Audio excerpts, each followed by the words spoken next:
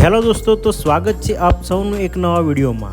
તો કેમ છો તમે બધા? હું આશા રાખું છું કે તમે બધા એકદમ મોજમાં હશો અને હું પણ એકદમ મોજમાં છું। તો આ મોજ સાથે આપણે આજે હરસિદ્ધિ માતાના દર્શન કરવાના છે। તો હાલો ત્યારે આપણે જાણીએ હરસિદ્ધિ માતાના સ્થળ વિશેની માહિતી। હાલાર અને સોરઠની ધરતીની સરહદ પર આવેલા અને એમાંય હાલાર સાગરકાંઠાની સૃષ્ટિમાં દેવભૂમિ દ્વારકા જિલ્લાના કલ્યાણપુર તાલુકાના ગાંધવી ગામની હદમાં મેઢા ખાડીના કિનારે હરસિદ્ધિ માતાજીનું મંદિર આવેલું છે। હરસિદ્ધિ માતાજીનું મંદિર એ દ્વારકાથી 64 કિલોમીટરના અંતરે અને પોરબંદરથી 43 કિલોમીટરના અંતરે આવેલું છે। શ્રી કૃષ્ણ ભગવાનના કુળદેવી કહેવાતા હરસિદ્ધિ માતાજીનું કોયલા ડુંગર પર પ્રાગટ્ય કેવી રીતે થયું તેની કથા એવી છે કે બેટ દ્વારકામાં રહેતા રાક્ષસ શંખાસુરને હણવા માટે ભગવાન શ્રી કૃષ્ણએ તેમના કુળદેવી હરસિદ્ધિ માતાજીની કોયલા ડુંગર પાસે પૂજા અર્ચના કરી। શ્રી કૃષ્ણની ભક્તિથી પ્રસન્ન થયેલી માતા કોયલા ડુંગર પર પ્રગટ થયા અને શ્રી કૃષ્ણને કહ્યું કે તમે તો ત્રિભુવન નાથ છો, સર્વશક્તિમાન છો, છતાં મને કેમ યાદ કરી? ત્યારે શ્રી કૃષ્ણ ભગવાને માતાજીને વિનંતી કરી કે બેટ દ્વારકામાં રહેતા રાક્ષસ શંખાસુરને હણવા માટે મારે તમારી સહાયતાની જરૂર છે। ત્યારે માતાજીએ વચન આપ્યું કે જ્યારે તમે 56 કોટી યાદવો સાથે શંખાસુરને હણવા જશો ત્યારે દરિયા કિનારે ઊભા રહીને મારું સ્મરણ કરજો, ત્યારે હું તમને મદદ કરવા આવી પહોંચીશ। માતાજીના આશીર્વચન પ્રાપ્ત થતાં 56 કોટી યાદવો અને શ્રી કૃષ્ણએ મળીને કોયલા ડુંગરની ટોચ પર હરસિદ્ધિ માતાજીનું સ્થાપન કર્યું। કોયલા ડુંગરની ટોચ પર આવેલા મંદિરે જવા માટે 400 જેટલા પગથિયા છે અને ઉપર પહોંચીને દર્શન કરનારને માતાજીના દર્શનની સાથે પ્રકૃતિનું પણ અનેરું સ્વરૂપ જોવા મળે છે, કારણ કે તળેટીમાં અરબી સમુદ્ર દ્રષ્ટિમાન થાય છે।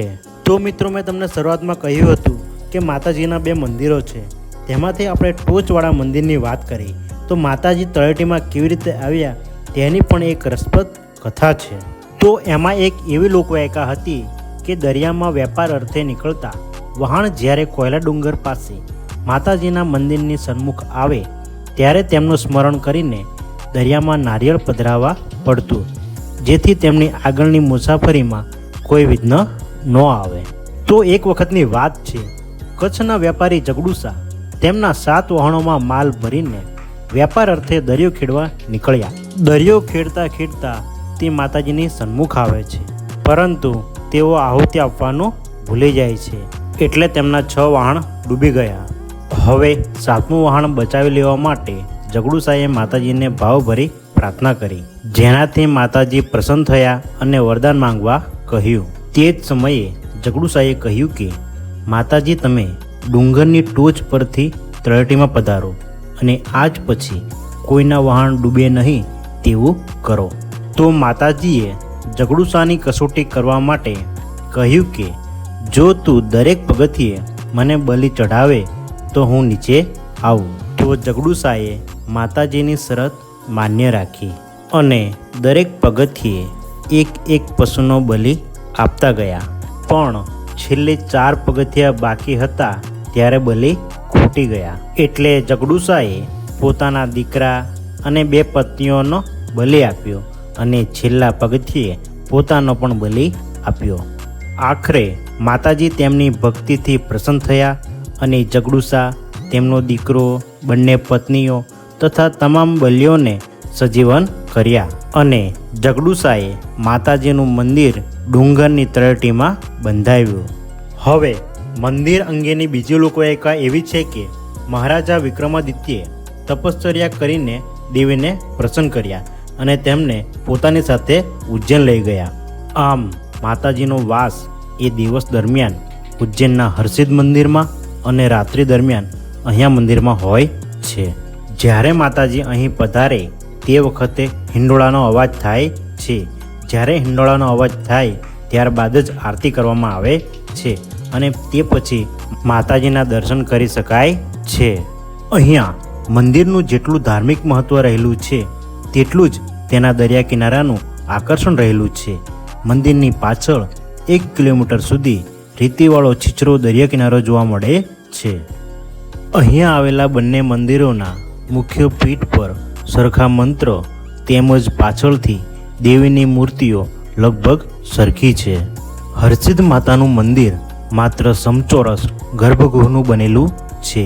તેની દિવાલો તદ્દન સાદી છે. તેની રચનામાં ભૂમિ સમાંતર થર છે, જે ટોચે પહોંચતા સાંકડા બનતા જાય છે. તે તેની ખાસિયત છે. મંદિરના શિખર ઉપરની અણિયારી ટોચ જો કે આજે અસ્તિત્વમાં નથી. આ મંદિર એ ટેકરીની ટોચે આવેલું છે.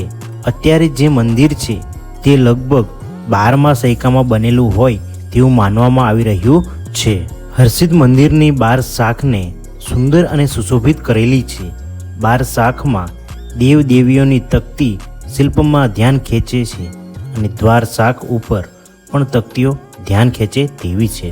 અહીંયા દરિયાની ખારી હવાને કારણે શિલ્પનો નીચેનો કેટલોક ભાગ તૂટેલો જણાય છે. મંડપમાં 4 ખૂણામાં 4 અને બાકીના 8 થાંભલા ઉપર મંડપ રચાયો હોય તેવું જણાય છે. તેથી તો આ મંદિર પુરાતત્વવિદોને પણ આકર્ષિત કરે તેવું છે. તો દોસ્તો, આ હતું કોયલા ડુંગરની તળેટીમાં જગડુસાએ બંધાવેલું હરસિદ્ધિ માતાજીનું મંદિર અને તેની સાથે જોડાયેલી કેટલીક લોકવાયકાઓ. તો દોસ્તો, આ વિડીયોમાં આટલું જ. ફરીથી મળીશું એક નવા ઇન્ટરેસ્ટિંગ વિડીયો સાથે.